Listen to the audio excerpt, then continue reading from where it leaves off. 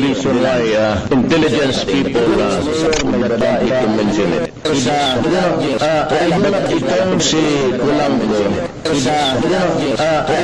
now that I know from the intelligence gathering that he was connected with also Richard King, I would like to bring this out, this matter out, because King was that person who was killed, I was still mayor, about a year ago, or 2.5 years ago.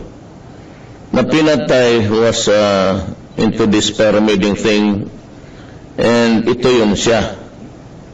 Now, he was killed at the lobby of his building, and there was a lot of speculation that was weaved around the incident.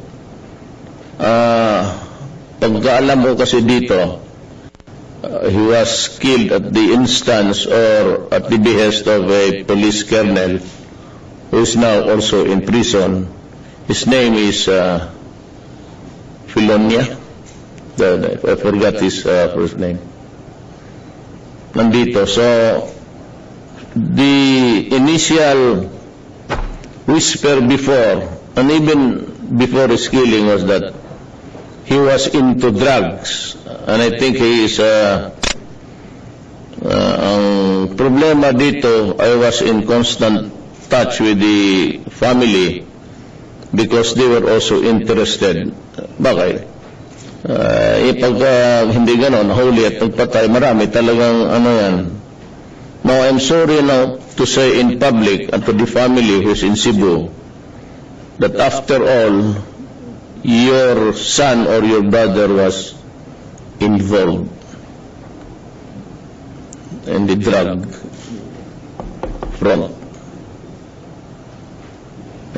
Ang chismis ka nito na pinatay because of a love triangle, menage a trois, they called it, because magkaibigan niya sila ng asawa niya, sa asawa ng kabila. But it turned out that sa drugs ito siya. But I think and I believe that he was not killed because of drugs. He was killed because kinain niya pati yung propiedad ng babae. I cannot mention the name, but ito yung, these are the, again,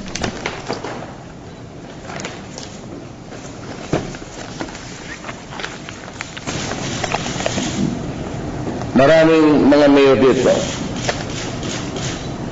Maraming disyon. The next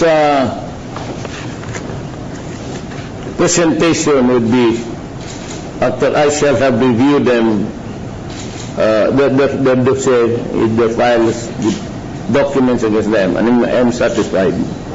Bibitawan ko na to. And malawak to, mga mayor, karamihan. Police, Chinese, pati mga mayor. And you will have it maybe the next week. So that is the presentation for the day.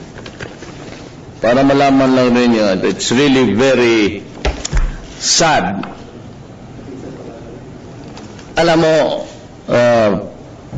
Peter Ko, Peter Lim, then on the line of the structure is Marcelino Garbo, retired, and Herbert Colangco. He's not at large.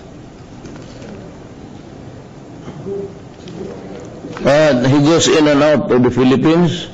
Kapatay na to. Well, somebody should tell him that he is wanted.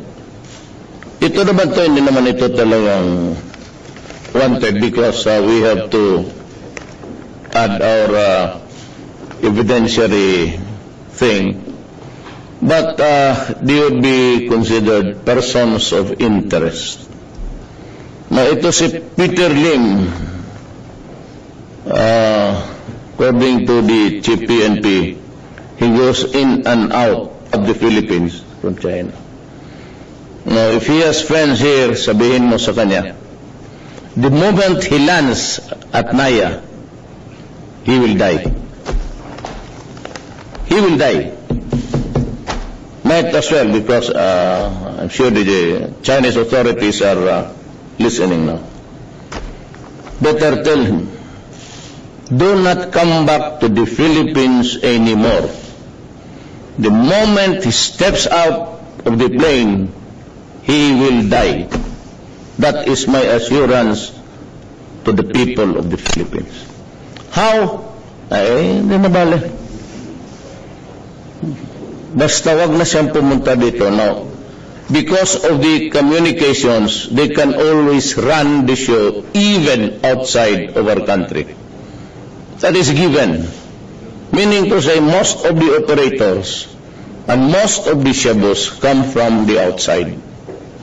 They are jettisoned in the high seas.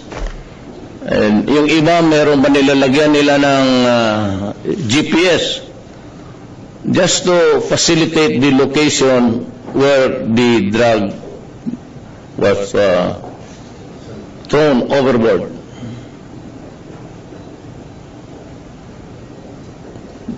Hindi na bale, in due time, in the fullness of God's time, we will solve the problem, the drug problem of the Philippines. I'm just warning this Peter Lim and Peter Ko, do not escape from prison. You will die. Kulang ko, never try to go out of prison. You will die. And regarding Garbo, I think the DILG would take care of him.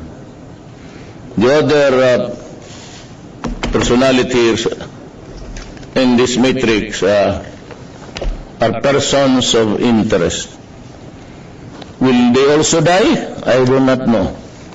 That is all for the day. Thank you.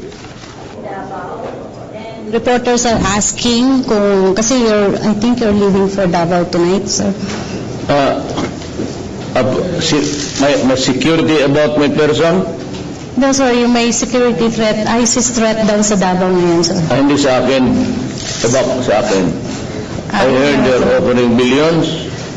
So, I do not to read. You have your vice president. Kaya ka tayo may vice president. okay, sir. There is always the rule of succession. Okay. So, sir, you're confident with your security? No, I'm confident that God will decide everything. If God does not want me to die, I will not die. But if God wants me out, and Lene, if she becomes the president, will also be harsh. Kasi we're talking about the welfare of the country. I'm very allergic if it becomes an interest that would affect the country. Masyado akong lalo na itong drug. Criminality, kidnapping. So I'd like to ask also the police and with the participation now of the military, I'd call them to help. Do not forget the kidnap or ransom. But you might want to know that yung mga kidnap or ransom, murder for hire, they've shifted their operations and their money-making schemes dito sa drugs. Mas dali gawin with the least danger to themselves.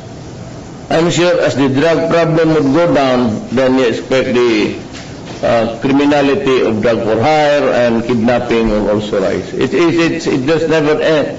You know what, as long as we have a society, for as long as there are laws that allows men to do this freely, they can do it because we do not, this is not a fast state.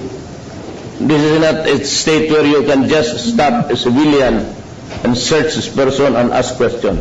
That is not allowed under the law, our laws. Kaya nagkakaroon tayo ng problema na in autocratic countries mahirap.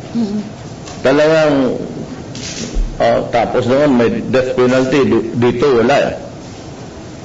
So yan ang, that is really the meat of the problem.